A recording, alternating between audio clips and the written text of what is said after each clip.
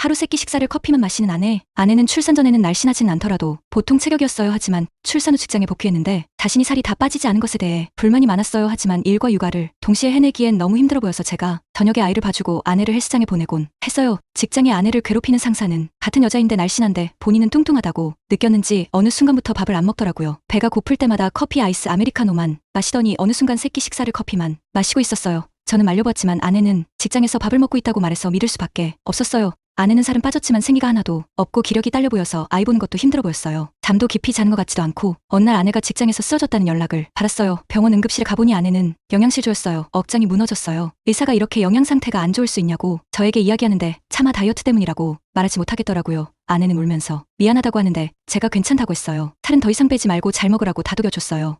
주말 부부인 우리 몰래 바람 피우는 아내 안 걸릴 줄 알았냐? 저희는 주말 부부예요. 제가 국가직 공무원이기 때문에 전국으로 발령이 나는 바람에 어쩔 수 없이 주말 부부를 하고 있어요. 아내를 보기 위해 주말마다 내려갔지만 어느 날 너무 피곤해서 한 주 안 내려가다 보니 2주에 한 번씩 내려가게 되었어요. 안 내려가는 주에는 아내는 연락이 되지 않았어요. 한두 번이 아니라서 어느 주말 저는 미리 연락하지 않고 집에 내려갔어요. 몰래 집에 번호키를 누르고 들어갔는데 아내 신발과 낯선 신발이 있었어요. 화가 나서 안방에 들어가 보니 아내와 한 남자가 뒤엉켜 있었어요. 제가 온지도 모르고요. 저는 흥분을 가라앉히소 동영상부터 켰고 모든 것을 찍었어요. 둘은 알몸인 상태였는데 화들짝 놀라며 남자 얼굴을 봤는데 애띤 얼굴이었어요. 20대 초반으로 보였어요. 그 남자는 놀래서 도망갔고 아내는 무릎을 꿇고 울면서 모든 사실을 말했어요. 주말 부부로 지내면서 외로웠고 어플을 깔아 채팅을 하며 젊은 남자와 이야기하다가 이렇게 됐다면서 다시는 이런 일이 없을 거라고 또 빌고 빌었어요. 하지만 제 눈에는 아까 뒤엉켜있던 모습만 아른거렸고 그 침대는 너무 더럽게 느껴졌기에 화위도 아니고 아내에게 소송을 걸었어요. 그 젊은 청년에게도요. 유부녀와 노라는 대가를 치워야 할 거예요. 주말마다 아르바이트 한다는 아내 이중살림이냐? 저는 대기업에 다니는데 대기업이만큼 스트레스가 상당해요. 그래서 카페에서 커피와 달콤한 디저트 먹는 것이 낙이라서 집 근처 커피숍을 자주 갔어요. 거기서 카페 사장인지 알바생인지 모르겠는데 제가 항상 같은 것을 시키니 어느 날 오늘도 바닐라 아이스 라떼시죠? 하면서 서비스로 쿠키까지 주더라고요. 해맑게 웃는 모습에 스트레스가 싹 풀리는 것 같았어요. 그것이 인연이 돼서 연락처도 서로 알게 되고 연인 사이가 되었어요. 그 사람은 사장이 아니라 알바였어요. 저랑 결혼 이야기가 나오면서 자연스레 알바는 그만두고 집에서 살림만 하게 되었어요. 너무 행복했어요. 하지만 아내는 지루하다면서 주말에 카페 알바를 한다고 했어요. 저는 흔쾌히 하라고 했어요. 어느 주말 아내가 감기에 걸렸는데 감기약을 두고 가버려서 제가 재빨리 따라갔는데 제가 알고 있는 커피숍이 아니라 어느 오피스텔로 들어가더라고요. 오피스텔 밖에서 한참을 기다렸는데 나오지 않아서 너무 궁금해 문을 두드렸어요. 집안에서는 인기척이 나더니 배달이 온 줄 알고 문을 열었는데 아내와 한 남자가 집에 있었어요. 아내는 저를 보더니 다 설명한다고 하였고 저는 도저히 이해가 안 가서 솔직히 말하지 않으면 고소당할 거라고 말하며 들어보니 둘은 결혼 전 연인 사이였는데 서로를 잊지 못해 주말마다 오피스텔에서 만남을 가지고 왔더라고요. 참 어이없었네요. 저는 당장 이혼이라고 선포하였고 따로 증거는 모으지 못했지만 증거를 떠나서 아내가 소름 끼치게 싫어져서 고소고 모시고 이혼해버렸어요.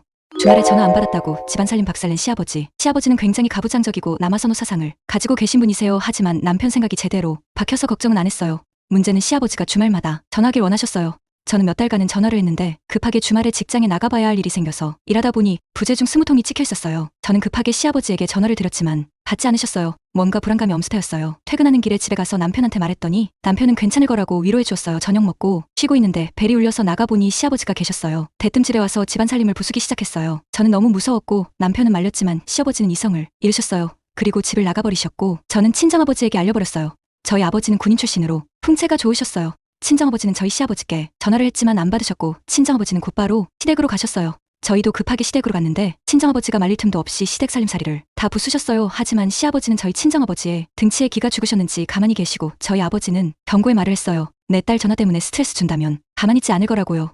그러면서 식탁에 10만 원을 두고 가시며 다시 살림살이 사는데 보태라고 하시며 가셔버렸어요. 시아버지는 놀란 가슴을 진정시키고 저에게 사과하시며 며느리 너도 참 놀랬겠다고 하며 다시는 이런 일 없을 거라고 말했어요. 저도 일단 알겠다고 하며 나왔고 친정아버지에게 잘 해결되었으니 걱정 마시라고 했어요.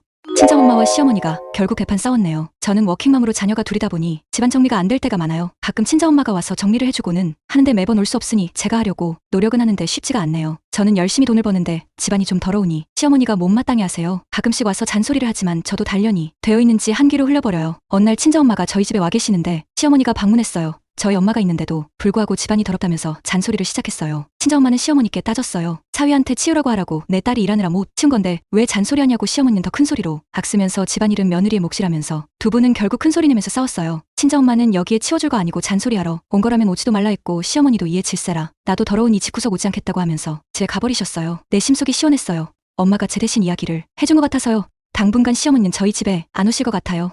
특이한 성적 취향이 아내 몰랐네. 잘 가라. 아내와 저는 고등학교 때부터 만나 오랜 기간 연애하다가 대학을 졸업하고 결혼했어요. 저와 아내는 서로가 첫사랑이어서 다른 사람과는 연애를 해보지 못했어요. 저희는 결혼하고 아이까지 3명이나 낳으면서 잘 살았어요. 그런데 어느 날 아내의 몸에 멍자국이 갈수록 늘어나고 상처투성이었어요. 아내에게 왜 그러냐고 물어보면 항상 넘어져서 다쳤다는 이야기만 했어요. 자꾸 말을 안 해주고 숨기니 어느 날 저는 회사에 간다고 하면서 주차장에서 몸을 숨겼어요. 아내는 예쁘게 차려입고 외출을 하더라고요. 어느 숙박업소에 들어갔어요. 저는 너무 충격이었어요. 아이가 3명인데 바람을 피우다니요. 아내는 저와의 결혼 생활을 만족해했는데 말이죠.